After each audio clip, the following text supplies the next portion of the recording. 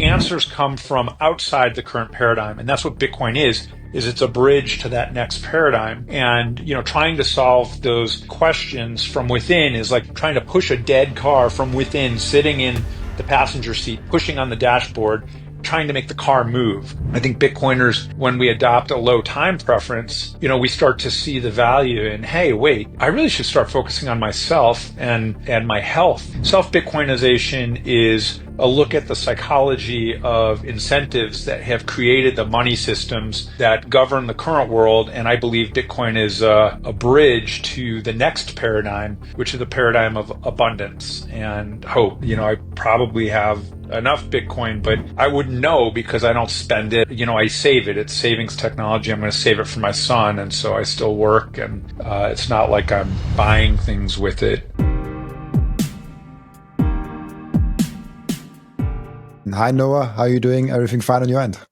Robin, it's great to be here, and I really appreciate the invite. Yeah, it's a beautiful day here in Denver, Colorado. Really cool. In the starting, what is kind of your background? How did you get to Bitcoin, and what's kind of your basis of your understanding of Bitcoin? Yeah, absolutely. 2015, I was working a night shift in the emergency department. I'm an ER doc, so I've been an ER doc for about 20 years. And it was a relatively rare, quieter shift where I wasn't seeing too many patients late at night. And I did that TV show American Ninja Warrior for many seasons. And one of my fellow ninjas on the show who ran the obstacle course, we were talking late at night, and he was like, "Oh, have you this cryptocurrency? It's a real thing. It's really important. Do you know what it is?" And no, I'm not into magic internet money, and it's weird. But he convinced me that it was the future and that I should buy Ethereum. And so, of course, I bought some Ethereum. It was probably $30 or $40 at the time. And I looked at Bitcoin, and I think it was $700-800 or $1,000, something like that. And maybe I bought one or two. And yeah, I saw that, and I kind of forgot about them. And I just kind of held on to a little bit of it. And then I watched the 2017 go up, sold it, thought I was a superstar for making, I don't know, 50% or double my money or something along those lines. And then, bought more because it kept going up. And then it all crashed and I lost money, and I sold it. And it wasn't, right away that I understood it. It's like most people, and they say, you get Bitcoin at the price you deserve. Well, I did buy some more after losing a bunch and just sat on it. And then by the time COVID hit, I really had time to see the world imploding and everything was crashing. So I bought a whole bunch of gold and silver and Bitcoin. And then I had time. And so I really started reading and getting into it. And so even though I had been kind of roughly buying and selling, I had no idea what it was until about 2019. And then I went in big, and I've been buying ever since. And I've learned hard lessons along the way, and I've come to understand it in a lot different context. And I'm in a funny place now where I think, like a lot of people who have been in and out of it for 10 years, or at least for the last 6, I have a lot of Bitcoin, and I probably have enough Bitcoin, but I wouldn't know because I don't spend it. I don't, I save it. It's savings technology. I'm going to save it for my son. And so I still work, and it's not like I'm buying things with it. So yeah, that was kind of my path and my journey. And now I feel an obligation to kind of contribute to the thinking of it now that I've put in thousands of hours of study and riding on the backs of all these intellectual giants. It's very interesting to want to contribute to the zeitgeist around Bitcoin. Yeah, you mentioned a book that you're writing, or you already published. What is that? Yeah, so it's called Self Bitcoinization, and just like we talk about hyper Bitcoinization, which is a term that was coined over a decade ago, Self Bitcoinization is more of an inward focused self-actualization through Bitcoin. because Bitcoin is a very, very powerful tool for introspection and to understand human incentives. And I think we're also used to having grown up in a world where our value is constantly debased. We measure net worth in money, in dollars, whether or not it's right. I don't think it's right, but we measure net worth in dollars. We measure a country's growth in GDP, and it's always progress, and like, what are you worth? And, you talk, oh, I'm worth, $10 million or whatever you're worth. And it's kind of silly that we ascribe a monetary value to it. You should be able to say I'm worth, like 1,000 units of joy and like happiness and peace and love. And I think we would be happier in that kind of a world. And I think Bitcoin does eventually get us there. But self-Bitcoinization is a look at the psychology of incentives that have created the money systems that govern the current world. And I believe Bitcoin is a bridge to the next paradigm, which is the paradigm of abundance and hope and abundance mentality. And so I talk about a lot of new concepts in self-Bitcoinization, but at its core, it's a tool, a way to use Bitcoin to self-actualize and become the most authentic and genuine version of yourself and the best version of yourself. Has it? Is this a book where you think a non-Bitcoiner would also like benefit from that, of like finding yourself? Is it more on the psychology side or more on the Bitcoin side? It's both. It's philosophy, art, love, morality. There's a chapter on morality. There's a chapter on healthcare and medicine. The first half of the book is more of what's wrong with the system, what's wrong with fiat, what's wrong with, how does fiat or money by decree, how does that debase our morality, and how is Bitcoin a Trojan horse for morality, and how does it change us as people, and how does it moralize not only us but society? And so I think that it appeals to a wide audience. It's also, like there's a lot of AI art. I've kind of started to gain a popularity on X and elsewhere for making a lot of AI art, and so it's like a hardcover coffee table philosophy book with poetry and art and musings on how to become the best version of yourself. And there's a lot of stories from my life. I just turned 50 years old, and it's been an incredible life. And I've got a lot of stories to tell that I think will help people avoid mistakes that I made, but also focus on living with an abundant mentality. And so I think it appeals to a wide audience of both Bitcoiners and non-Bitcoiners alike, and doctors too. Wow, 50 shocked me. You look like 30. Thank you, brother. Yeah, my the love of my life. She has me. I'm actually gray here, but I dye this, and so I just dyed it. She likes when I dye it. So, but I rock climb nonstop, and I'm still climbing at a very high level. And I was never the best climber, but unless you measure it by joy received per hour climbing, and then I might be the very best. So, I but like yeah, no, that. I try and live a really healthy life and everything in moderation, including moderation. So, Even thank moderation you is for the moderation. compliment. Yeah. It's so interesting because like health and diet is also a really popular topic within Bitcoin. And I think the financial security that you get from Bitcoin allows you to actually spend time also in like, okay, what do I actually get into my body? Because I see a lot of Bitcoiners, after they get the value of Bitcoin, the next thing they get is the value of time. And they're like, okay, I got the financial energy part right. Now it's like, how can I explore more of the time? I have to really care for myself. That's a really interesting thing that happens with Bitcoin now. Yeah, it is the low time preference, as we say, which is, when I first heard low time preference, I actually, for some reason, that didn't click. But you could just think about it as long-term thinking or long-term mentality.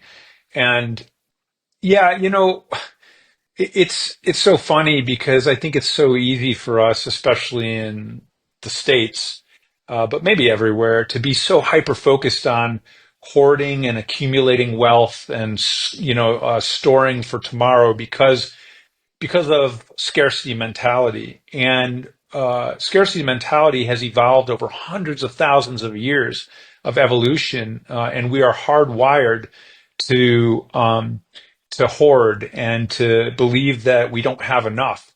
And that's why billionaires keep making more and more, and that's why people are, like Scrooge, and store all their money, and you never have enough. And it's fiat thinking that you never have enough Bitcoin or you never have enough money. Um, and so, I'm trying to live a really truly abundant life because we have abundance. And, yeah, you always want more money, but if you're always putting things off for the future, then you're not living in the now. And the now is really ostensibly when everything happens, right? Like, the past, it's like you can't dwell on the past really, and you can learn lessons from it. And the future hasn't happened. And it's something like if you're always looking for, then you're kind of missing the right now. And right now is abundant and it's a gift. It's the present, right?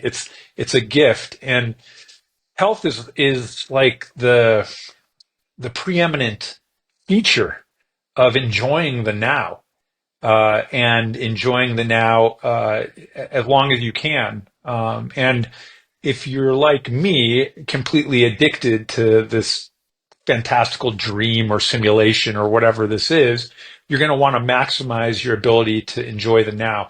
I love moving my body. I love being in shape. I love, um, uh, just operating at a very high level. So my heart and my lungs have to be in very good shape, and I have to be able to like climb and run and jump and do all this and play and do all the things I want to do. I want to be able to make love for hours at a time. Like I want to, and these are things that we should all be excited to do. And our health is one of the most important aspects of that. And I think you're absolutely right.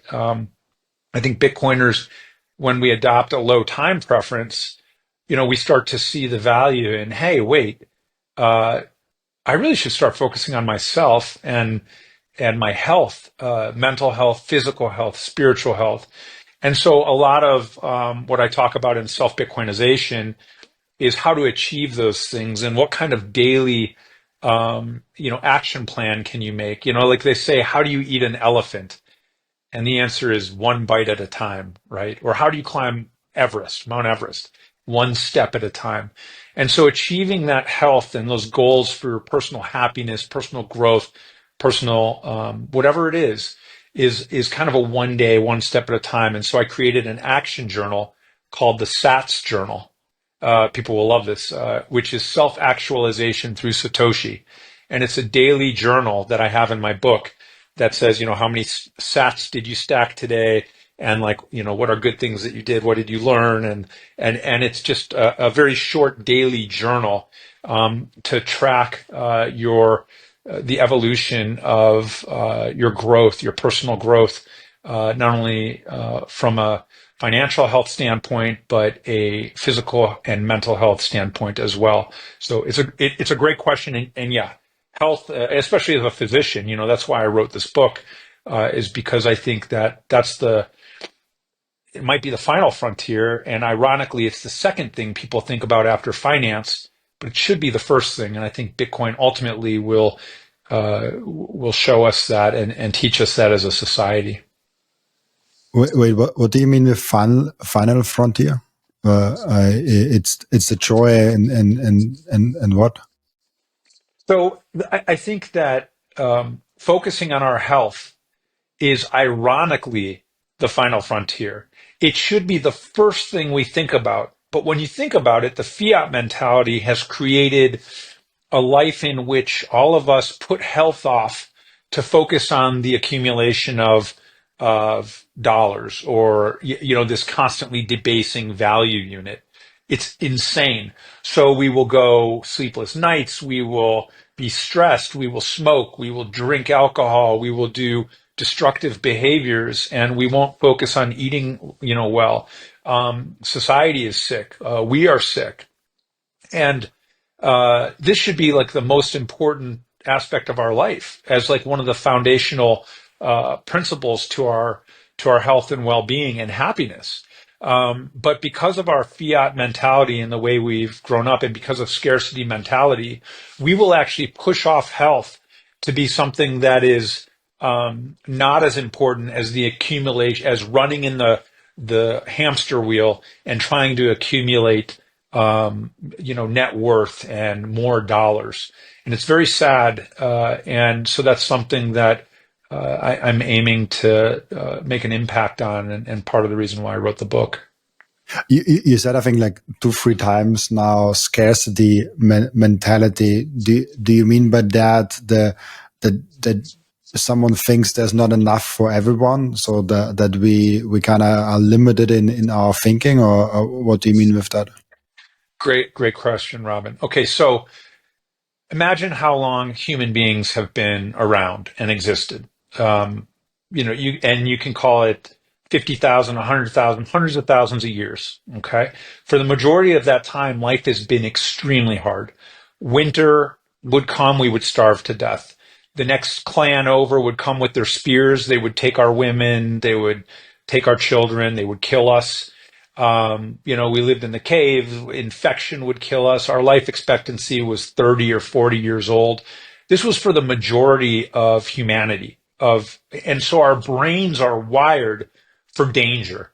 And our brains are wired that if we kill an antelope, or if there's food, then just like a dog, eat as much as you can right now, because all you are guaranteed is the moment. And so we are hardwired to be gluttonous and to be worried about the future. Okay.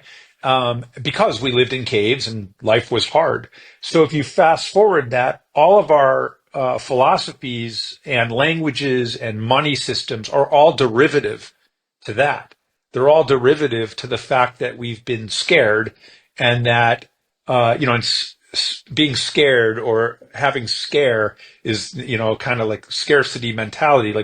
Like we're scared of running out of stuff. So we hoard and we accumulate. And the moment we become abundant, that mentality doesn't change. And so what do? We keep hoarding more. We keep accumulating more. We keep thinking about how can we be safer.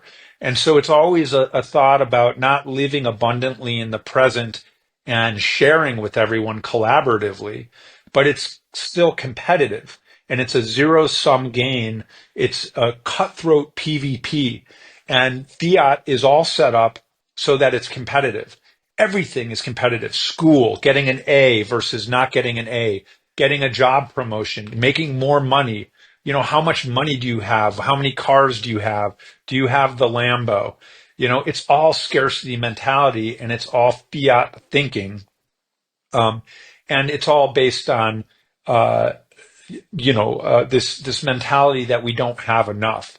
So abundance mentality is what technology gives us, because it's truly deflationary. And Bitcoin is the bridge to help allow us to enjoy an abundant life. And so I speak about both scarcity mentality and abundance mentality at length in Self Bitcoinization. And then the final chapter of the book is really kind of outlandish and out there. And most people have said, no, you're crazy. But the last chapter of the book is called The Death of Money. And it might be crazy to talk about, but I think that it's possible that the ultimate success of Bitcoin will be to make itself completely worthless, and that money will become a footnote in history, and we can perhaps attain zero-point energy or a Star Trek-like future where we don't need money.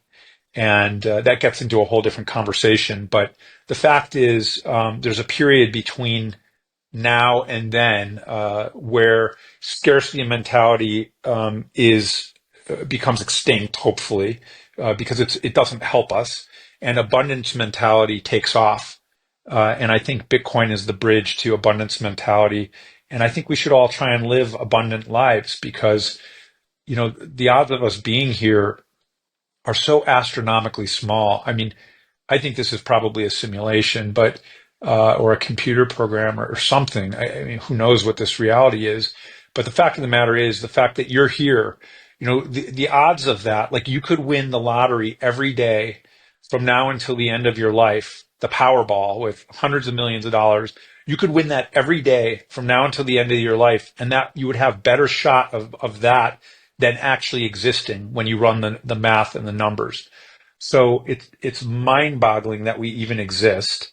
And the gift of life and consciousness and the things that we can enjoy in this VR or game or reality or whatever it is so incredible that it's to our benefit to live in a powerful and voracious and abundant way. And that's how we need to live our lives, is authentically, genuinely. And you'll see that the people who are the loudest or the strongest voices out there are the people who are living the most authentically and have something to contribute because they're truly themselves. And so I believe the self Bitcoinization process is a way to seek perfection of character and truly become yourself and live abundantly. Yeah, and I think we are drawn towards people that are completely true to themselves because we want to do that ourselves, but sometimes we don't have the courage to be completely ourselves. So like seeing people that are really themselves and nothing else is something truly amazing. And I'm really interested in that scarcity and then going towards the abundance of a future, and maybe then even a future beyond money, basically a death of money. There has been one other guest. I'm trying to think of his name. I don't remember who it was in the last 450 episodes. There was one that also pointed that out, that he thinks that Bitcoin will actually lead to a moneyless society. I think he calls it. I completely forgot who it was. But there was one guest that already mentioned that, and I found it so interesting how Bitcoin can improve money so much that it might just eliminate money. That's it's beyond my imagination. It's I cannot imagine that, but I'm open to the idea. Yeah, and that's cool. And of course, it's not any kind of new idea. I mean, like I said, Star Trek, Gene Roddenberry, thought of a future where, when you watch Star Trek, any of the Star Treks, there's no money. There's no like, and so that's very interesting. And there's some kind of barter system between alien species, and you would need something like that. And then people bring up the point of like, well, coastal properties and things that have limited, um, a limited amount and are truly scarce, like a piece of art, like the Mona Lisa. That has to have value, and there has to be a way to exchange value for that. And I don't have all the answers, but I guess part of having a truly abundant mentality and achieving true abundance through technological deflationary growth and realization.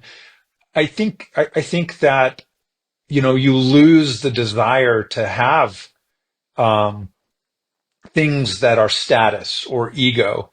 Uh, like and I think that there's you got to be careful because I think people would start to accuse you of like holding specific political ideologies if you started to say, oh, maybe we won't own anything, and then people will start to think, oh, you won't own anything and you'll be happy. And it's like, yeah, that could be like truly an evil thing, but then also like imagine if we all just own there were enough Lamborghinis, and like if you wanted one, you just you know pressed order a Lamborghini for the day on your app, and you didn't have to pay any money, and a Lamborghini just drove up to your house and you took it into the mountains and you carved on the mountain roads. I mean, like, it's hard to imagine, but like I've had long conversations about this, and you have to really go down the rabbit hole for it to start to make sense. Um, but it's truly very far away. And I think it has less to do necessarily with Bitcoin than it does with like cold fusion and quantum computing and AI. And the fact that we won't likely need to be working in the next 10, 20, 50 years or whenever. So at some point, working will be completely optional. Um, so it's like kind of a logical kind of progression to think about living abundantly. But imagine if you didn't have to work and you didn't need money. Imagine if you had unlimited money and you weren't like a psychopath driven to move humanity forward. Because certainly there are those people. But imagine you wanted to be a monk, and I think that. Or imagine you wanted to go climbing every day. Like, I love rock climbing. Like, I could have fun rock climbing every day for the rest of my life. I love doing other stuff. I love writing. I love talking with people. I love relationships. I love learning. I still practice medicine, even though I probably don't need to. I enjoy being in the emergency department and seeing the stories, and I'm at the top of my skills. I'm at the, I've been doing this for 20 years. I feel like I'm contributing to society when I save someone's life, or, it's a very good job. Um, and, but I get to choose my balance, and it's challenging to try and live abundantly. But like like I said, I have enough Bitcoin, and I think everybody should feel like they have enough wealth. And like if you can't afford food, and you can't afford, I speak a lot in my book about Abraham Maslow and the hierarchy of needs. You have to have food and shelter, in order to have love, and in order to have the higher things up the pyramid. And at the very top of the pyramid is self-actualization. And less than 1% of people are self-actualized. And it has nothing to do with IQ. It has nothing to do with, where you live or where you are, except for the fact that if you live somewhere that's like exceedingly poor and you are starving and you have to turn to a life of crime just to survive, or begging in the street, then you don't have that base layer fulfilled. And so, I was on the Breedlove podcast recently with the What is Money podcast. And we talked about this a lot, about the Maslow's hierarchy of needs. And I talk about it a lot in my book. But the fact of the matter is, most of us um, in the developed nations who are looking at Bitcoin and owning Bitcoin, most of us have the ability right now to be self-actualized, and we have abundance. Compared to somebody 300 years ago, or compared to cave people, or people 10,000 years ago, or 500 generations ago, we have abundance right now. And another way to look at it is, they say on either side of the financial spectrum, there lies a leisure class, right? So at the very rich side, you've got all the money you need, and you can do whatever you want. You don't even need to work. But on the very other side of the financial spectrum, there's hikers and climbers and surfers who barely make any money and don't want to work and have no interest in politics or money or this, that, or the other thing. And, maybe they have a few $100, but they're some of the happiest people you've ever met. And you could be totally self-actualized without money, with just enough money to get by. So, I think that we build these fortresses. We all build these fortresses based on scarcity, based on our fear of running out of resources. And the fact of the matter is, we are mostly very, very lucky, and the actual bar for abundance is much lower than we think. And so the challenge is to become self-actualized and to become the best version of ourselves, and to really, really propagate love and happiness, and wisdom in an abundant way. And it's harder. It's easier said than done, and it's harder than you might think to live truly abundantly. But it's you're living your best life when you can. Let's take a break for a moment and appreciate the beauty that Coin Vigilante has made with the Bitcoin watches. Those watches are the most amazing, the most elegant way of showing that you are a true Bitcoiner. And Coin Vigilante just dropped a completely new and amazing Genesis edition of their watch collections. You have the date of the first ever mined Bitcoin block in there, and of course also the block height and which epoch we are currently in. I love the level of detail they put in this masterpiece. Make sure to check out those amazing Coin Vigilante timepieces down in the descriptions. I love those watches so much. And now if you have Bitcoin, I really do hope that you don't have it on exchange. But if you do have it on exchange, I have two ways for you to deal with that. The first way is you put it on a hardware wallet. That's the entry for you to get into the self-custody game. I recommend BitBox, Bitcoin only edition for that. It's a super simple and secure way. And if you check out the link in the description, you even get 5% off if you use the code Robin. And the second way is the Bitcoin Way. The Bitcoin Way is your all-in partner in terms of how to get the most out of your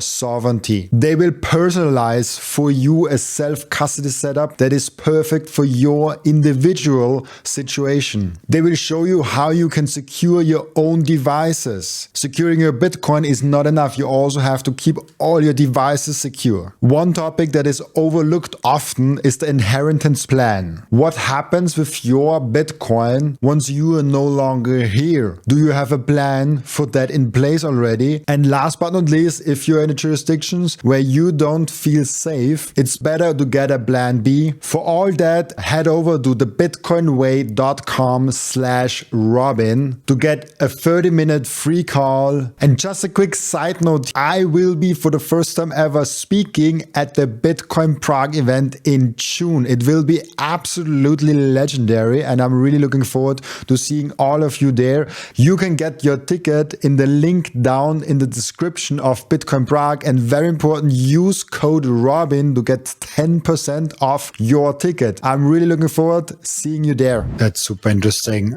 Also the way how Bitcoin can bring us there. One thing I have a really hard time understanding in that concept is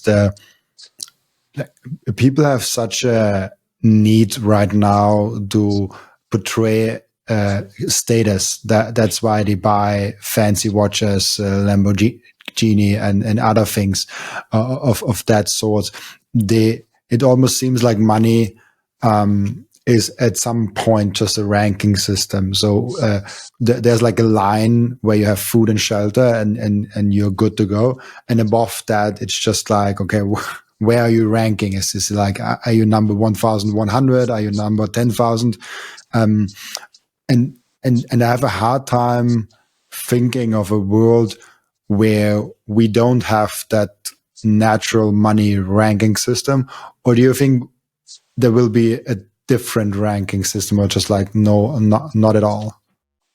So I talk about this a ton, and I have 2 chapters developed to this, and I have a thought idea that I go through in the book, and I'll summarize it. I'll give you the TLDR.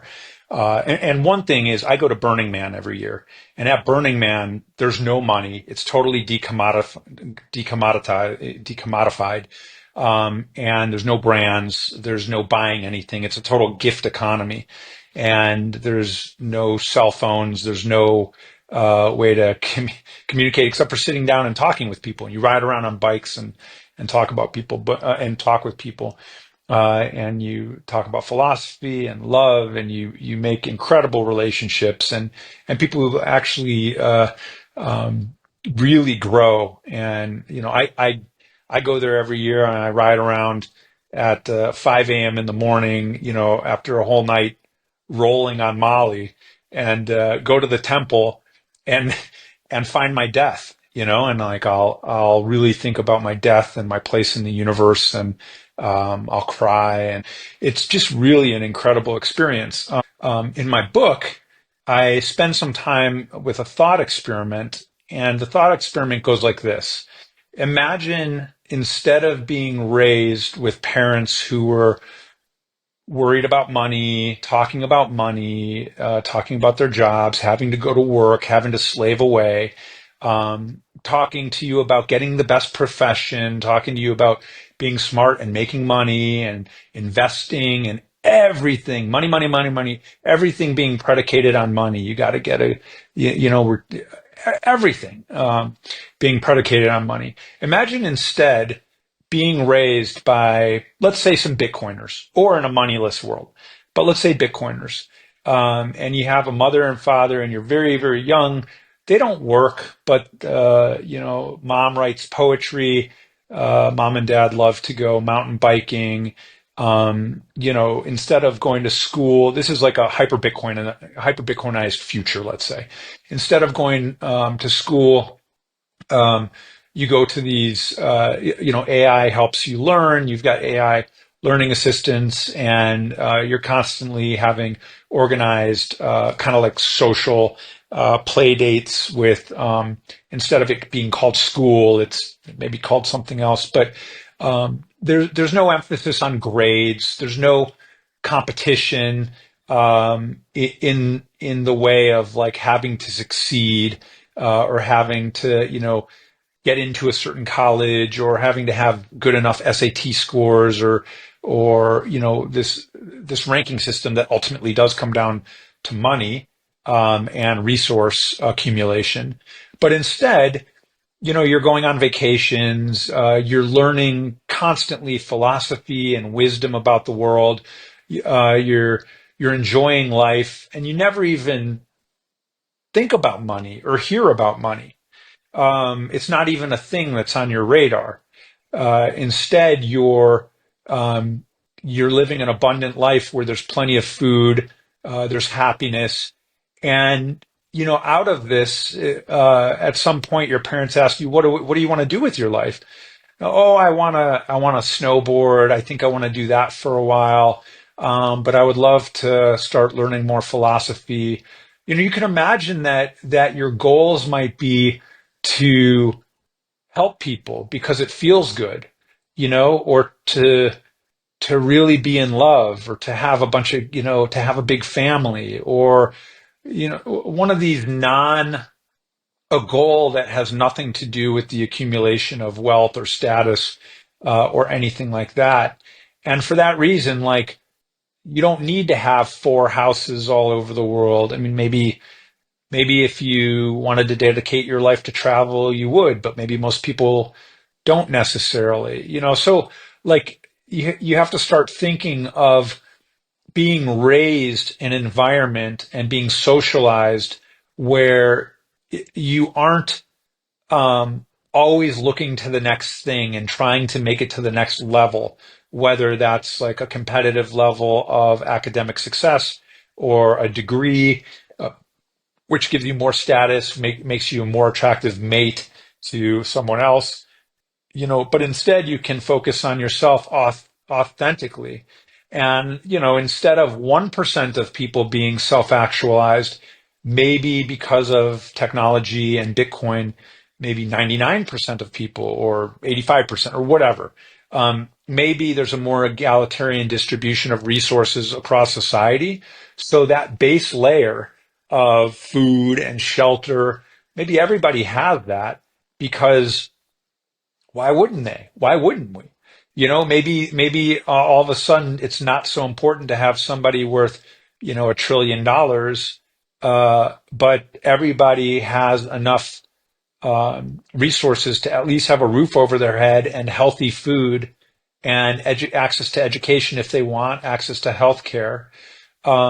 These things are not possible in a competitive scarcity mentality society where you literally have to step on top of others and it's a zero sum gain. Like when people are like the best traders and they make the most money through trading, it's because, or they're the best CEO, and shareholders are making money, it's because they're stealing time from workers, and everybody is benefiting from the hard work and toil uh, from the people who are slaving away. And that's happening, whether it's slave labor in China or so it's a real problem. And so again, in my book, I talk about, instead of capitalism, because I don't think capitalism exists. I think capitalism is like an idea. I think right now we have crony capitalism. I think we have this fake kind of regulated BS where the winners are chosen. But I think that, and I don't think communism or socialism are good either. I think that all those centralized political ideologies are just as bad because they're all corrupting. And I think if we have a decentralized political ideology, which I call energism, so like capitalism, socialism, it's a decentralized form that is closer to capitalism than anything else. Then we could provide a base layer of resources to everyone across society in a more of a collaborative and abundant fashion. And I mean, it's kind of a dream, but I think Bitcoin takes us there because it's an egalitarian system rooted in math and code that is a consistent measuring stick. And I think that's the bridge from the first paradigm, which is scarcity, fiat, fear based, to the future, which may be moneyless, which is abundance and technology and resource and energy abundant. And I think Bitcoin is that bridge that takes us there. And uh, yeah, I mean, I hope it happens, because if it doesn't happen, everybody who's trying to solve the problems of the current disaster, which is malappropriation of resources and wealth and total moral debasement of all society. If it, right now, trying to solve those problems from within the current paradigm cannot happen. Read Thomas Kuhn and the theory of scientific revolutions. Answers come from outside the current paradigm, and that's what Bitcoin is it's a bridge to that next paradigm. And trying to solve those questions from within is like trying to push a stalled car, trying to push a dead car from within, sitting in the passenger seat, pushing on the dashboard, trying to make the car move. You can't do it. You need a new car, or you need to get out and push it. And so that's what Bitcoin is it's a whole new car. So yeah, kind of a long-winded response, but I don't know if that gets back to answer. It was kind of a long way to answer your question about status and how do we get away from a money, like point system, like value system. And it's true. Our net worth measured in money, GDP measured in money, like all these things are. Can you get more money? Can I get more Bitcoin? Even Bitcoin, everybody thinks they don't have enough Bitcoin, and it's like the trope. Do you have enough Bitcoin? No, I don't have enough Bitcoin. Yes, you do. Like you've got enough money, you've got enough Bitcoin, like hopefully you have enough health, and if you don't, the amount you need is not like as much as you think to live abundantly. And it's not easy, but we should be measuring our value in the joy we bring to the world and the love that we can accomplish and the happiness that we can create in ourselves and others. Yeah, it's this mentality of, I want to get to 0.1 Bitcoin. I want to get to 1 Bitcoin. I want to get to 10 Bitcoin. I want to be a Satoshi billionaire. I want to be a Satoshi millionaire. All those concepts are very, very popular actually in Bitcoin. And I don't know if it's healthy, probably not. And look, I'm the same way. It's not like I'm above all of this. It's a constant battle. It's a constant fight against our upbringing and the fact that we've been raised with this mentality of scarcity. But you think about people like selling their chairs and I don't have enough Bitcoin and if you buy a car, if you buy a house, then you're not a Bitcoin, then you're doing it wrong. But you know what? Life happens right now. I want to go out for a nice dinner. I want to buy a Wagyu steak. I want to like buy a nice motorcycle and race through the canyons. I want to go on trips. I just went with my son to the Cayman Islands and I like held these giant stingray in my arms and like they're big and fluffy and kind of squishy on the side and they're flopping and like these experiences. This world is like mind-bogglingly cool. And like you should live your dreams right now. And yeah, okay, so it's reasonable given the current structure of society and the current incentives. It's reasonable to try and get a certain amount of Bitcoin. It's reasonable to have goals and like it's kind of like far-fetched and outlandish to and it's easy for me to say because I'm a 50-year-old physician and I have money and blah blah blah. So I get all those things and everybody's on a personal journey. So I think if you're young and hungry and you're stacking Bitcoin, there's still balance to be had, and you can still live abundantly while trying to achieve your goals and contribute to the zeitgeist and to society. But these things are, it's an individual journey for all of us. But you're right. I don't think it's super healthy the way we're trying to accumulate Bitcoin. I mean, this was interesting. I borrow a lot of philosophy from other people, and Bitmund Freud, who's a great follow on X, puts out these little armchair psychology posts, and he says, like, would you play Russian roulette with like a 1 in 6 chance of dying for 2 Bitcoin? What about a two? What about a 1/3 chance for 2 Bitcoin? And like a surprising amount of people say, yes, I would take that chance. And that is insane. So I talk a lot about that mentality and how we are, um, we're missing it's like we've been giving we've been given the most incredible gift in this life. And it's like we're missing the fact that it happens right now and that it's a total dream. Row row row your boat gently down the stream, merrily merrily merrily merrily, life is but a dream. And I mean, like, you can it's crazy what you can do and accomplish and dream and be and experience and love. Love is like the most incredible thing. And so, we're the most wealthy of us are the people who are the most abundant and have the most love and, I, and have the most health, right? And it's not necessarily related to wealth. I think some base layer of wealth is important to accumulate because everyone is living in a scarcity mentality and everything is more and more expensive all the time. Um, but I challenge everybody to, become the best version of yourself and live abundantly. I think it's uh, critical, especially now with AI coming. I truly believe we'll be living to be 200 years old and 300 years old and 500 years old, and even in our lifetimes that might become a reality. So, why not live as if you're gonna live forever and really take care of yourself and focus on things other than money. That's a really cool insight. I think that's really.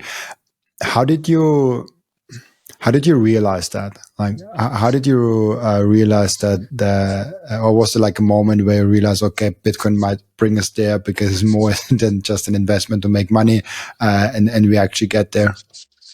Well, so Bitcoin was a little bit separate from the epiphany. I think, just having people die in my hands in the emergency department and having blood all over me and people shot through the throat and screaming and dying and, and telling people they're going to die and watching people die and seeing how short life is. Living in living and being an ER doc and dealing with the hardcore reality of reality, whatever this reality is.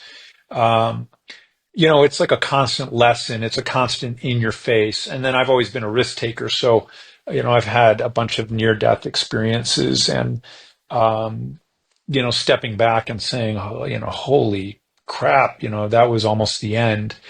Reevaluating, and then trying to live life to the absolute fullest and meeting people who do that and have that ability and who are so genuine and authentic, and living the dream, like living as, that's been a lifelong mission and a lifelong, uh, choice and, chance at self-discovery and something that I've worked on my entire life because, and I think it takes constant practice. It's just like playing an instrument um, or being good at anything. Like you want to be good at living life. You want to be good at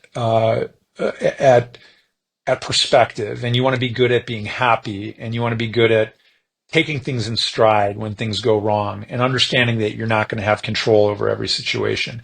You want to be good at feeling abundant and loving to the best of your abilities, passionately. Um, and so that's been a lifelong pursuit for me. Bitcoin just happened to be a puzzle piece that fit in naturally, that opened my eyes and shook me. And it was like literally like this, and it was like it was really during COVID where everything was falling apart and reality was coming unhinged and all businesses closed, and I was I was flying on airplanes. I was the only person on these massive jetliners flying to my jobs because I would work in different places in the emergency department. Of course, I'm essential.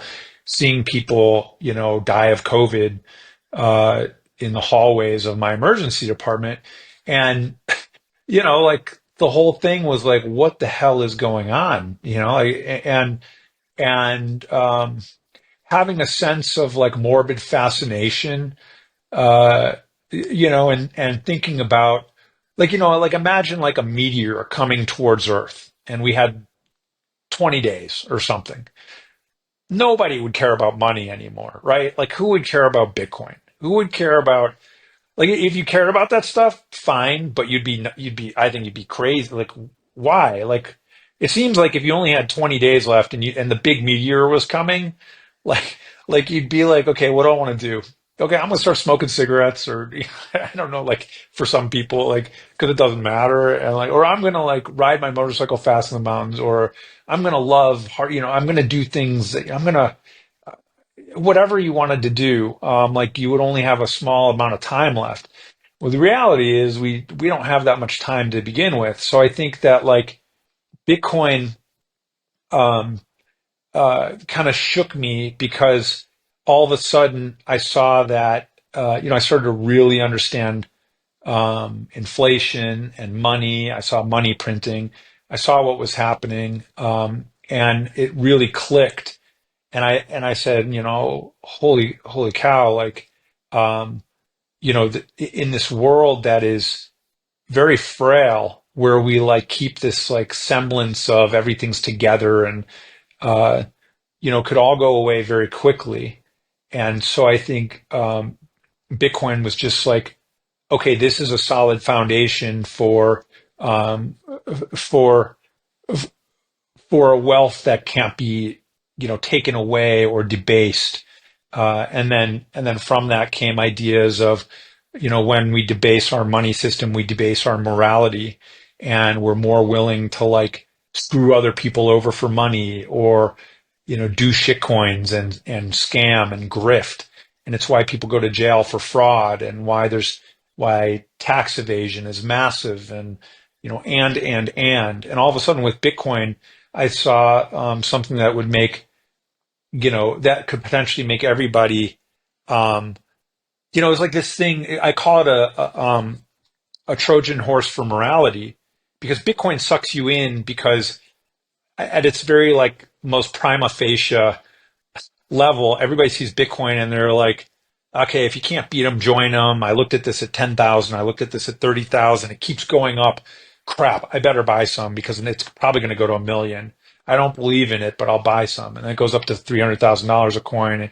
And you're like, holy crap, I need more. And then you start studying it, and everybody knows what the hook is. And so, and then all of a sudden you get really deep into it and you're like, wait a second, this values everybody's time equally. And this is like a static value. And what one Bitcoin equals one Bitcoin. And the reason it's going up in value is because like fiat money is actually crashing in value against it. And you start to realize that it's like a more moral and just money system, and that it's just so much better for humanity. And so I think that like those things clicked. Like I had already been on a pursuit of wisdom and knowledge and living abundantly and living life to its fullest and experiencing, the joy of life and trying to understand this crazy reality. And then Bitcoin was like this large puzzle piece that just kind of slotted right in. And, Bitcoin in a way is a secular religion. And I've never been religious. I'm spiritual, but I don't have any beliefs, as it were. And so Bitcoin kind of fit in as like this, really kind of, way to achieve, a new kind of spiritual enlightenment that I think is, um, available to everyone, and can, bring everybody together, instead of like this divisive world where everybody keeps becoming further and further apart and more marginalized and, ostracized because of whatever belief system they have. And so that was my path, and, that's why Bitcoin fit perfectly into my worldview, and why now I'm writing a book about it, why I'm doing podcasts, and why I'm trying to spread the word that not only can we live abundantly, but that Bitcoin is an accelerator for that, and that we should try and focus inward, try and become self-actualized, and do that through self-Bitcoinization. It's so fascinating because I never looked at a low time preference and living in the moment. On the surface, it almost looks like there are two different concepts. Like low time preference means you value the future more than presence. But Right. then also you see all the Bitcoiners actually living really in the present and being in the now, while having that low time preference. And I think the past 1 hour that we now talk is, I think, one big testament to the combination between living the present but still being low time preference. So thinking 300 years ahead, but putting that into the present moment, which is a weird and almost impossible to explain that thing. This gets really interesting. I think that the two, although paradoxical, the two help to define each other. So living in the now and living for the moment and seizing the day is not mutually exclusive with having a low time preference. And in fact, there's a lot of famous wisdom that has been passed down through the ages about, learn as though you're going to, live forever, but, live as if you're going to die tomorrow. And there's a duality there, in kind of the basic rules of this reality. And the fact of the matter is I think that you can't really have one without the other. Having a low time preference or living deeply in the right now are both predicated on self-love and a desire to make your world a better place and the world at large a better place for everyone. And I think Bitcoiners in general, have hope for the future and want, desperately for everybody to have that realization that, we can live abundantly and that we can all be wealthy together. And here's the beautiful thing. I think that, becoming a hyper Bitcoinized society, even the people who never adopt Bitcoin, they will all benefit from it. Everyone will benefit as Bitcoin becomes the standard, because I think it will raise the base layers of resource allocation to all of, society, and so, when that happens, more people can experience happiness and can experience Maslow's hierarchy of needs and can become self-actualized, which is, a journey of wisdom and philosophy and authenticity and self-growth. And, what's the ultimate utility of that? And it's being happy in the present. It's playing, it's loving, it's enjoying a great meal. It's not having to be glued to your phone all the time. It's, kicking back and watching a sunset. It's being quiet with your thoughts. It's writing poetry, helping others. It's giving back. Those are very enjoyable things that happen in the right now, or like if I give, I'm constantly giving money away, right? Like to various all kinds of different things. I invest, but a lot of charity. And um, could I take that money and put it in Bitcoin and then have more money in the future to give away to more charities in the future? Yeah, I could do that. But the guy on the street or someone who needs help now, or who that's going to help them enjoy their life now, like I'd rather, things happen right now. So having a low time preference, it's like a spectrum, and we need to be careful that we don't make it you can approach low time preference from an abundancy mentality or from a scarcity mentality. And if it's approached from a scarcity mentality, then everything you do is going to be about pushing life to the future. And you're going to be living a fiat life and a scarcity life. And that's not what it's about. I mean, you could do that and you can say, but when's it going to be enough? It'll never be enough. And, training to have a mentality of, I can be happy now. I have abundance. I love myself. I love the people I'm around. I'm going to focus on relationships. I'm going to focus on having a crazy adventure and meeting people and going on adventures and traveling.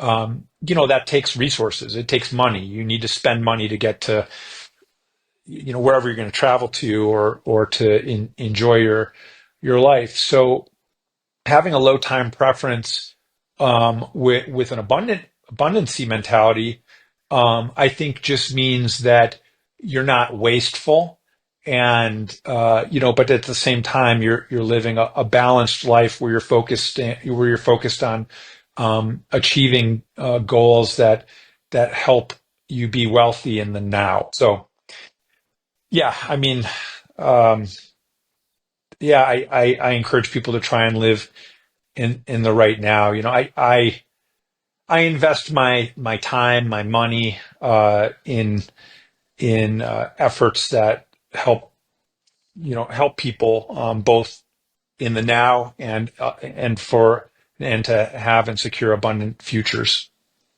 Do you think most of the Bitcoin community is living like that?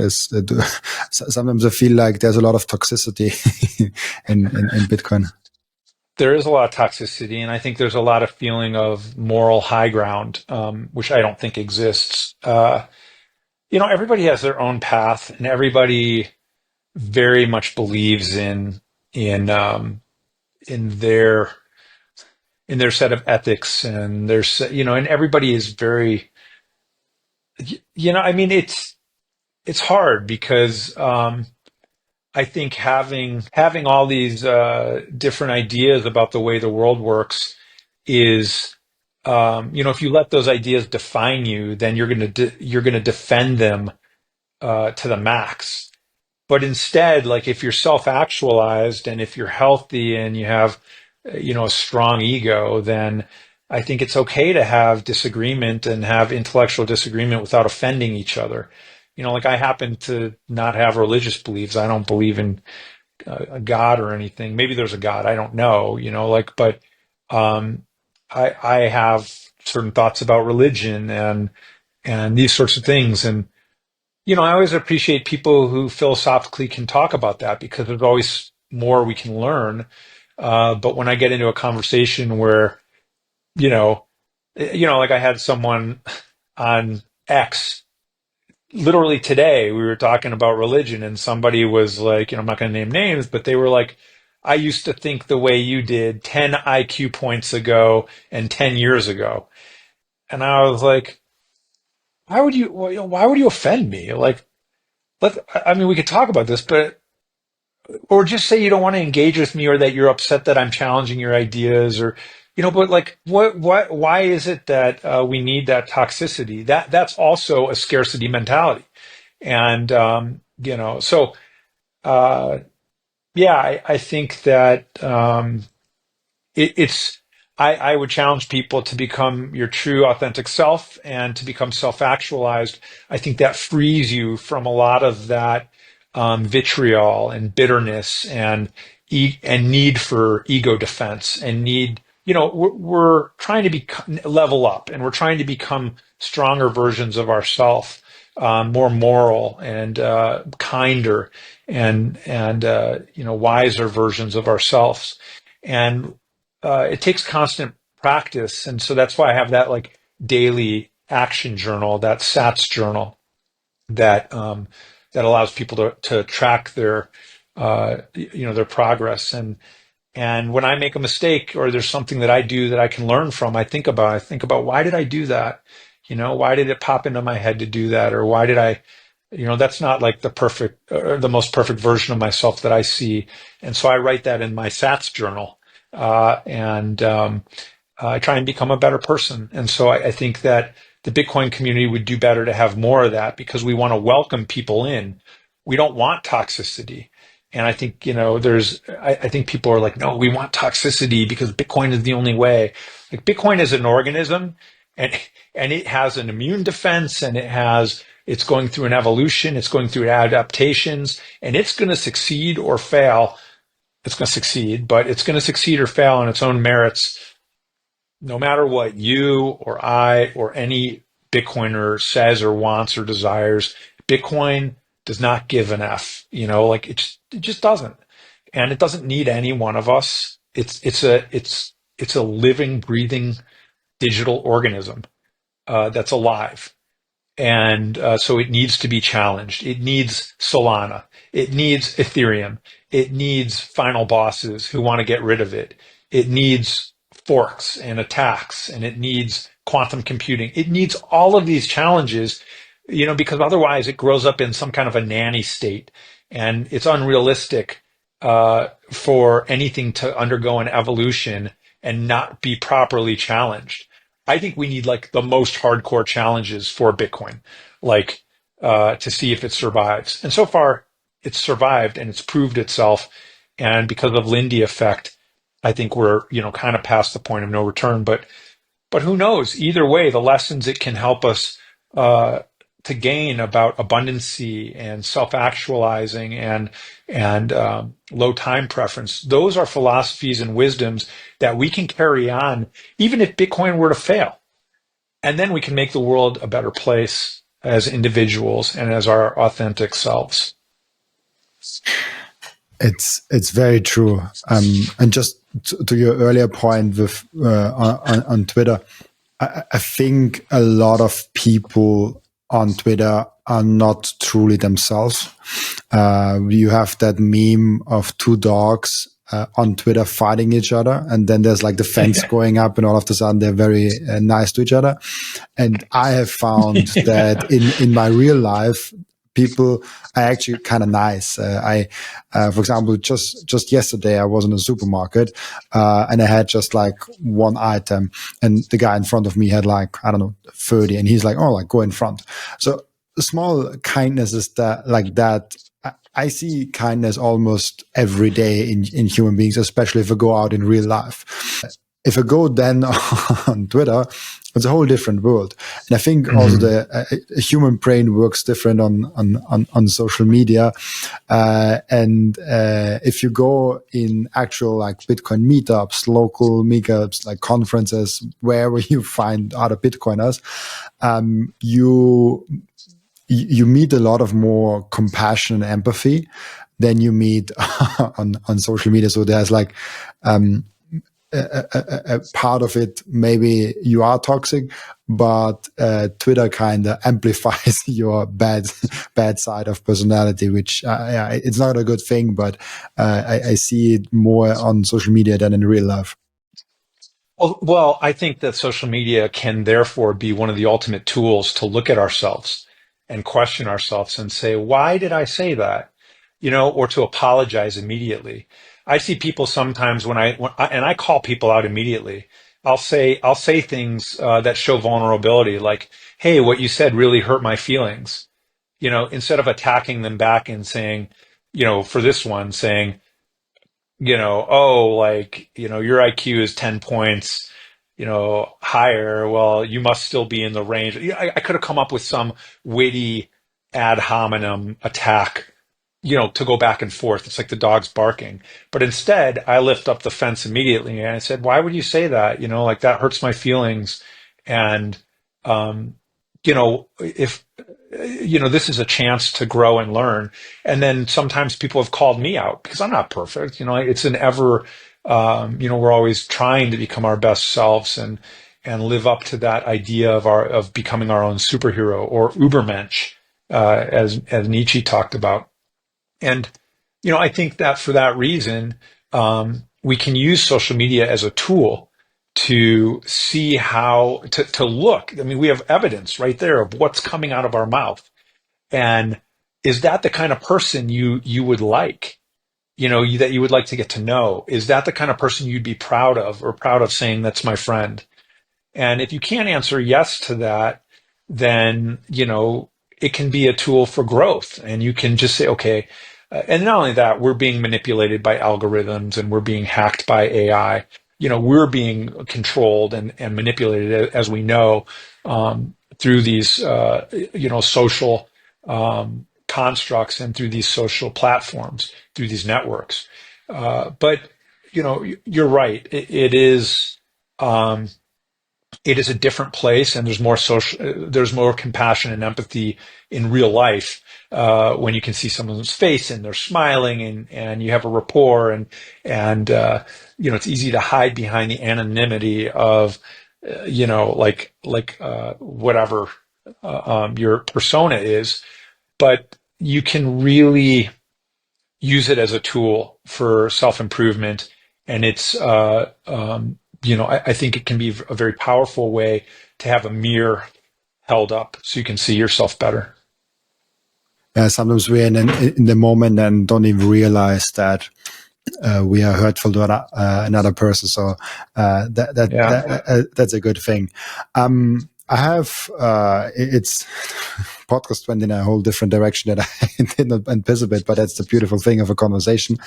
Yeah. I've one more thing. When you look at Bitcoin adoption, what do you fear the most that Bitcoin could bring from the rise of Bitcoin? Is there anything that you're like, I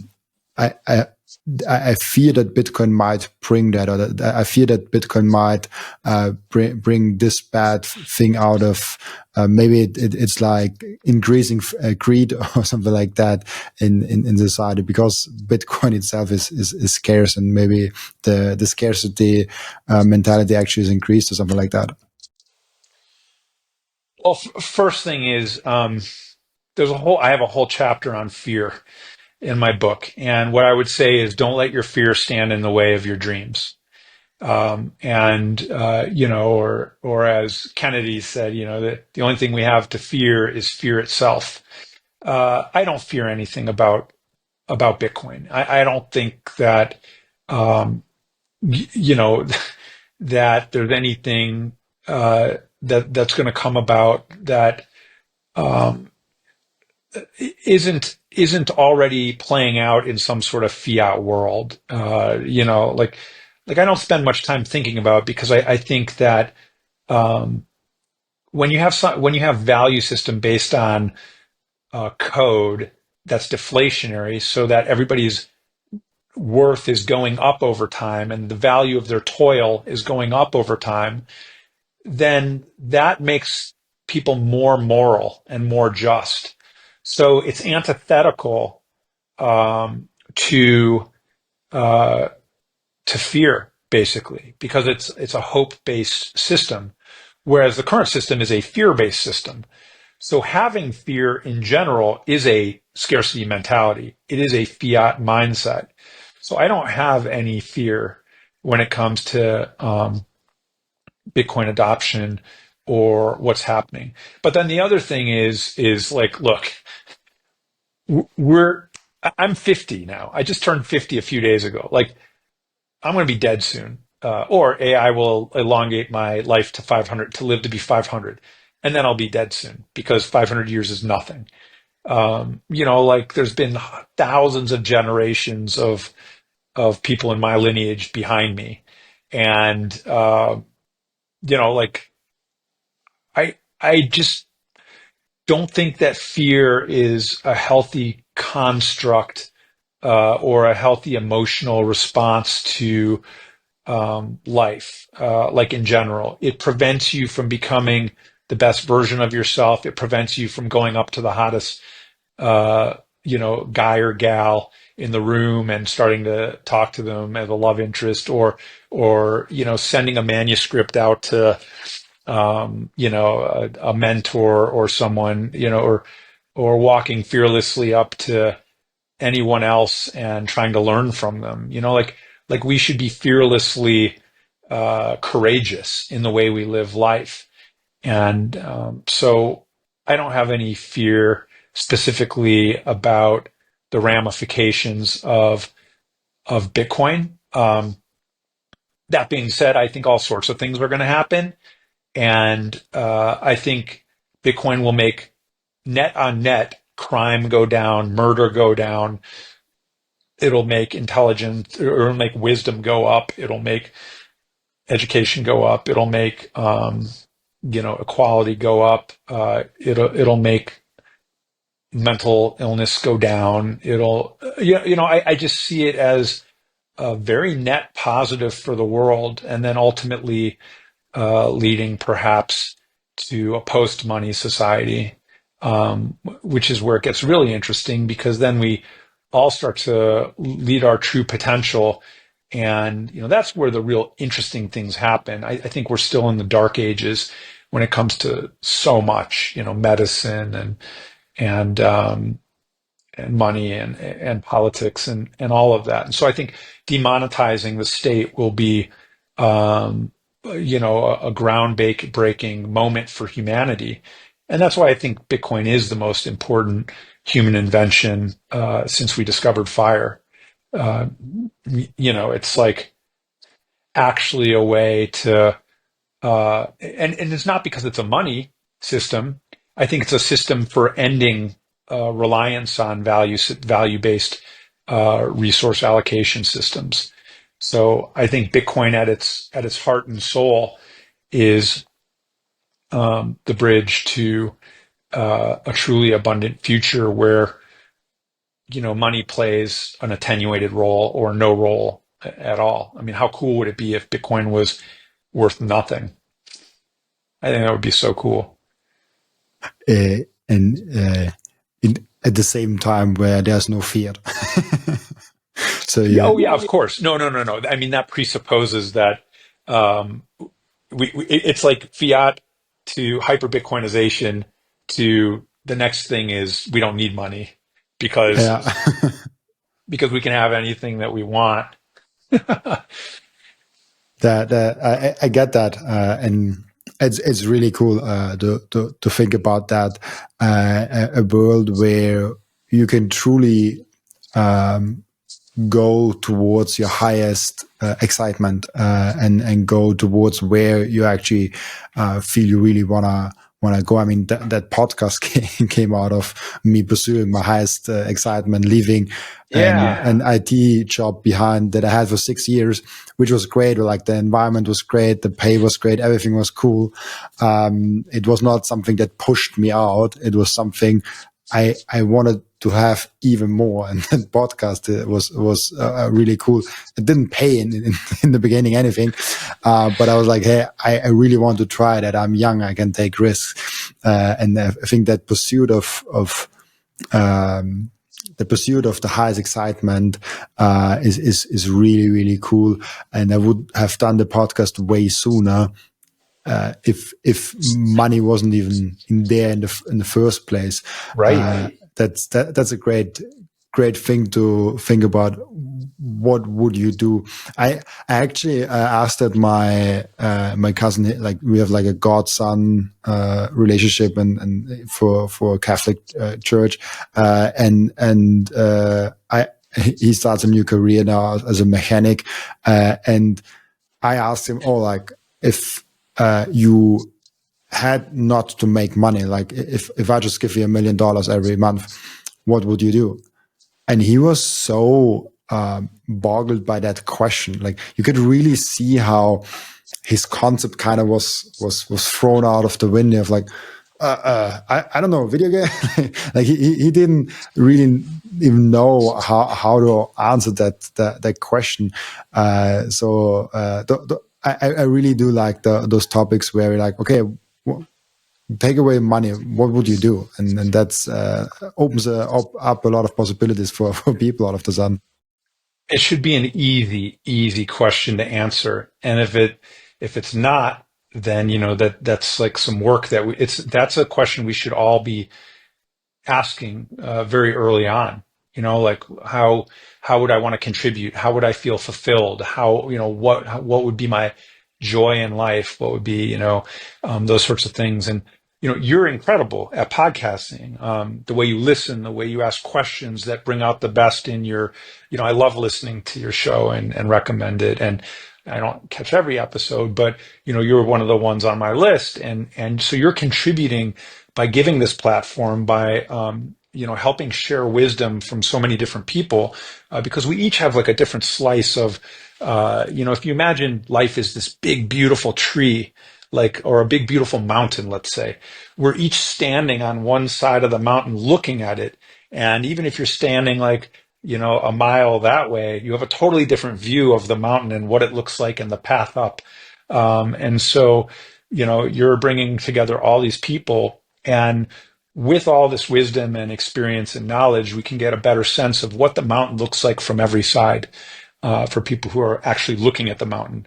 When you're stuck in a fiat job and you're not trying to be self-actualized and you're not working on these things, maybe you're not even looking up at the mountain. Maybe you're just focused hard on being, a cog in the machine, which most of us have been at some point, and that's what the system selects for and rewards. So, it's an honor to be able to sit down and have a conversation with you, with Breedlove, with with everybody else. I'm talking with Brahm tomorrow for the Bitcoin Millennials podcast, and be able to share my book, which a lot of it is standing on the shoulders of giants. It's a lot of it is derivative to the work that Seyr has done, or Jeff Booth, and just taking those ideas and moving along with them. And so, Jeff Booth likes to say, when when money is like overly abundant, then I forget the exact quote, but I actually have it. I'll just tell you. But when it's in one of my chapters right here, and I have this open, so I might as well just tell you, because it's worth stating it, because it's great, and this is partly what led me to write my book and do the derivative work that I've done, is because of the thoughts of guys like Jeff Booth and Seyr. So, okay, wait, here we go. This is worth the wait, because it's a great quote, and I have a quote at the beginning of each chapter, and so I just forget which chapter is Jeff's. Funny enough, I had Jeff on yesterday actually. And he's writing a new book, right? He's writing a new book. I believe so. That's what he told me. We talk, and he.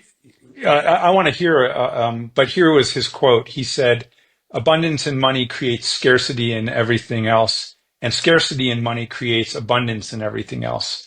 And so that's a really powerful idea that you could write a whole book about, right? And that you could take as a starting point and go on all sorts of wisdom journeys and think about and say, okay, well, if that's true, let's really think about it. And but sorry, you were saying he was on the podcast yesterday. Oh, I just wanted to mention because it's funny. Like he was on. Like I recorded with him yesterday. For people that now listen to the show, I've recorded since his podcast and your podcast, I think 2 or 3 episodes. So you have to go down 3 episodes probably to find him. So for the people that listen, it's probably like 3 days ago I recorded with Jeff Booth. But it's funny. Like we talk about him now and I just recorded with him. That's why I thought about it. Well, he's living in a Bitcoinized future already. And, he's very fond of saying, oh, well, I need to, you've got to live it. You've got to be fully immersed and fully do it. I actually differ with him there, because I think he's got so much wisdom and so much to share and add. And he's got hundreds of thousands of followers on X. And so, like, I'll write with him on Noster, and he's always over there. But it seems like he's kind of engaging more in a completely Bitcoinized life and world and living, what he's saying. But um, I see him as a leader, as a thought leader, as he's a hero. He's just had such incredible, groundbreaking ideas, and I think that. Uh, the value that he brings, it would be so important for him to get out to the masses and share his ideas with the masses. And some of that for me means, it would be, I would love to see him really act. And sometimes he goes onto Twitter to be on spaces, and I think he intuits this. But I think he has a real gift for explaining some of these fundamental ideas to people. But and so we differ in some philosophical places, but I love that because that's uh, because he's also very he's very congenial and wise and open to discussing counter arguments and counterpoints. So he's a truly great guy. He absolutely is, and he yesterday was actually almost emotional for me because he was not only the first bigger guest for me that I had on. Jeff was coming on my show when I had let's say around like 800 monthly listeners. So like it was already starting, but it was like very small, 800 compared to now, depending on the month, 50,000 to 100,000 monthly listeners. Right. So first, I really, really love that he goes on small podcasts. I've seen it with so many small podcasts. He just comes on, That's true. And that's something not a lot of people with his following, with his standing in the community do that. The more and more do that, but he is. He's probably one of the best 5 thought leaders for me, at least in Bitcoin, and he just goes to all the podcasts, and that's great. And he inspired me actually to take that step to the podcast because he told about his story of he has all his financial energy in Bitcoin, but his time is still in fiat. and he woke up one day and like he told that story on my first episode with him, and it was so inspirational for me. And after that, I remember that very vividly. After the podcast with him on the first one, where I still had my fiat shop, I stood up. It was like 4 in the afternoon. I took a long 1-hour walk, and after the walk, I was like, I have to do that. Like that. Yeah. Yeah. I have to do that. Like, that's the thing I really want to do. That's the thing. It makes sense. Amazing. And that was just like one pivotal moment, for me. And so like, Jeff is really, I really admire him. Like, he's I think a role model in many senses. But enough, Jeff, Jeff Bovlov. I have one question that I ask each and every one of my guests, and the question is, and I'm really curious what you say to that. What can we learn from you besides Bitcoin?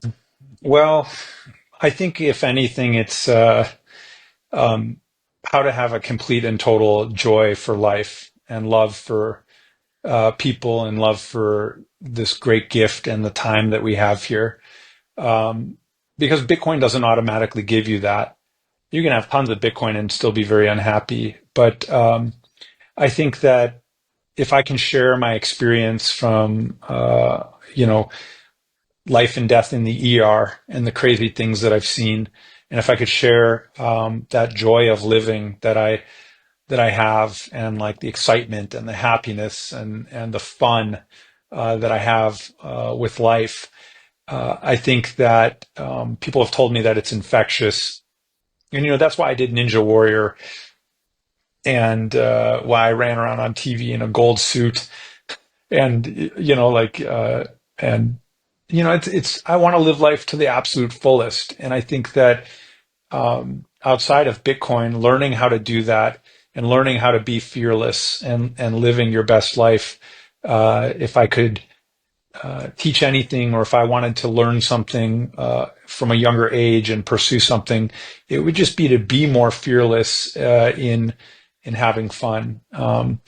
And taking risks. The ship wasn't meant to stay in the harbor, right? It wasn't meant to stay on the dock. It was meant to be out on the open sea and challenge the storms. So, if anything is outside of Bitcoin that I could, um, help people with, and it's much like you felt that you needed to do the podcast. I have felt that way about many things over my life, and I think that it's scary for people to take risks and to take challenges, and it's not the easy path.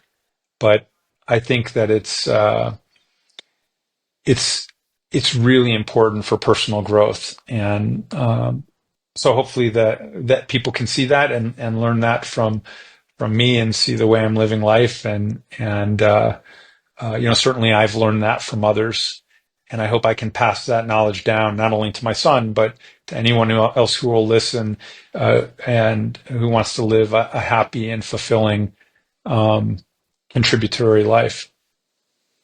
And this is so great, because I think even if you go about the risky path and the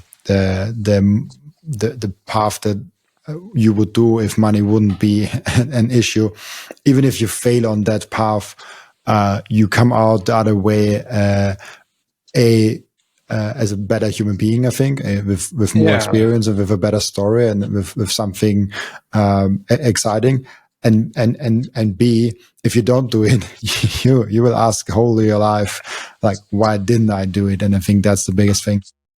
It starts with loving yourself, and like that's why I wrote Self Bitcoinization.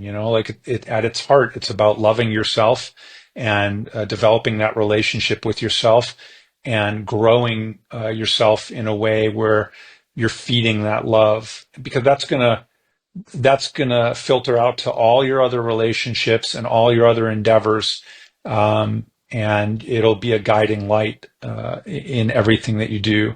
And so, loving yourself is probably one of the most important things in life, and that's the beginning for health, for wealth, for everything. Absolutely. We have an end routine in the podcast where the previous guest is asking a question for the next guest without knowing who the next guest actually is. And the previous guest asked you the question, where do you get your information to be a better Bitcoiner? Yeah, I mean, so I get it from Robin Sayr's podcast. I get it from Breed loves podcasts. I mean, I have a lot of time to listen to podcasts, so I love podcasts. I get on spaces. I try and keep a very open mind and listen to everyone's opinions, and get some sort of consensus around things. Sailor is just a mind blowing juggernaut of ideas and conceptual understandings about Bitcoin. So I try and absorb everything Saylor, everything Jeff Booth, a lot of the standard stuff, but also my friend Larry Lepard just wrote an incredible book called The Big Print, and he wrote the foreword for my book. And so like I was honored, and his book is incredible. And so like I consume that sort of information so that I can become more knowledgeable, and then I give that on to other people and have discussions about it. But I would say that podcast, The Bitcoin Edge with Paula Iverson, she's also a very small podcast that is growing, and she's great. And then obviously, What Is Money podcast is great. I listen to a lot of other big podcasts that are non-Bitcoin. And I think that it's like important to leave the echo chamber and to get on spaces and get on I do a lot of spaces with physicians and doctors, and I try and get a feel for what are other people talking about when it comes to technology, and the 99% of people who haven't adopted Bitcoin, for whom Bitcoin isn't everything and who don't understand yet, what are the obstacles that they're facing to understand that? Why is it like something that they might still roll their eyes at? And so, it's mostly podcasts and books. And then it's just really, really smart people who've been alive for a long time and are willing to share their time and their knowledge with me. And I really want to talk to, no coiners quite a bit and understand why they're not seeing it. And instead of trying to orange pill them, I'm trying instead to get a better philosophical understanding of what I'm missing, and what it's like to not have any conception of what Bitcoin is. And I think that's a useful exercise for Bitcoiners, because that's most people. Most people don't understand it, especially doctors. I'm an ER physician, and most doctors, I have to be very careful about how I talk about Bitcoin. I don't talk about it at work. I can't bring it up, because all of a sudden, like, I'll lose credibility as like, because people have, they're really set in their ways. So, I want to learn more about why that is, or why they're so close-minded to it. So those are the resources I use. That's a great question. And there's a lot of great wisdom out there if you're open to learning, and if you're always a student. I love that, because it almost feels like my whole life is a podcast. For example, today I was guest on a podcast. I recorded 2 podcasts for my own podcast. And while I was eating lunch, I watched a podcast from someone else. So, Wow, you've got a lot of energy. Yeah, podcasting is basically all my life now, and it's something I'm deeply in love with, actually. And for learning, I always have this fear of, I listen to podcasts, and if there's like a guest or a person that is really interesting, they usually have written a book, and if I find them really interesting, I then purchased the audiobook and dive really deeper on there, because you can dive quite deep in like a 1 to 3 hour conversation, but there's a lot of not noise, but like the signal of a 8-hour audiobook on that same topic is higher than if you have the same guy on talking about that in a podcast conversation that is like, I don't know, like we are approaching 2 hours now, 2 hours long. So I like to browse actually minds with podcasts of like, oh, like I want to listen to him. Oh, I want to listen to him. What does he has to say about that? And just listen to him for like 1-2 hours. And sometimes they come out and like, oh, that's not that interesting. Or sometimes I'm like, oh, that's super interesting. And then there's like a week where I only consume this guy, and dive deeper. And then next week there's something else. But podcast is such a fascinating medium, and I have said that multiple times, and people ask me like, oh, like how long will you keep up the podcast? I'm like, I don't know if I ever stop. It's so good to have focused conversation every day. And maybe I step back and don't do it every day anymore, and then maybe like 2 times a week, or I don't know, but I cannot imagine not doing a podcast. That's really cool. Yeah, that's cool to get your insights and perspective as a podcaster. That's really neat, and hopefully we can have another conversation in the future because this has been a great one. Absolutely, we will do a second round. I'm thinking more and more like how to reinvite guests, but because if it's a complicated topic, but I definitely want to reinvite you because we talked almost 2 hours, and I have a lot of other topics I actually wanted to get to. Thank you so much, Noah, for being on. Before I let you go, where can people find you, ask you questions, reach out to you, see the book? Yeah, absolutely. Well, the book Self Bitcoinization will be published, and it'll be available on Amazon and Apple Books, and probably audiobooks soon after that. I haven't published quite yet, but hopefully in the next month or so. I don't know when this podcast will air. On Twitter, or Instagram, I'm Noah Kaufman, MD. So NOAHKAUFMAN, 1F and 1N, MD. And I'm also a consultant and advisor and early investor to Sound HSA. .com, which is a really cool Bitcoin only product that has moved to earn, and we have an app, and we're just raising money now. And it's so if you go to soundhsa.com, it's a Bitcoin HSA, and I'm really excited and pumped about that as you know, like an entrepreneurial Bitcoin startup. And so I'm helping those guys, and it's really exciting. So you can find me at Noah at soundhsa.com. And yeah, I mean, come and hit me up, DM me. I always love talking with people. I'm really active on X or Twitter. I love doing spaces. I kind of go in and out of it because there's so much incredible life to be lived, and so I'm not on there 24/7. But yeah, life is so much fun, isn't it, Robin? I mean, there's so much to do. So that's where people can find me, and or you can find me at Burning Man on the Playa, and I'd love to hook up with you and dance the night away. Absolutely. And if you want to